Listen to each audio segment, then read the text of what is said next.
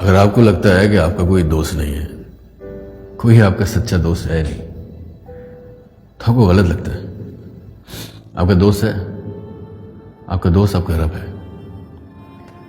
آپ اللہ تعالیٰ سے باتیں کریں، جس طرح تیار ہو کر خوشبو لگا کر دوستوں سے ملنے جاتے ہیں، اسی طرح کو وقت نکالیں، اپنے رب سے باتیں کریں، اپنا دل کا درد سنائیں، اپنا حال سنائیں، لوگوں کی شکایتیں کریں، اپنی مشکلات بتائیں، اپنی پریشانیاں بتائیں، جو غلطیاں ہو گئی ہیں اس کی معافی مانگیں، جو کرنا چاہتے ہیں اس کے ساتھ شیئر کریں۔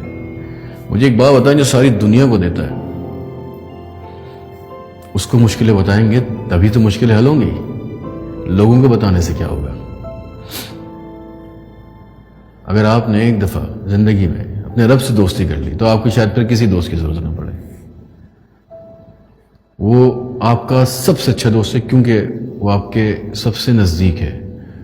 وہ ساری باتیں جانتا ہے جو کہ دوست نہیں جانتے آپ کے بارے میں۔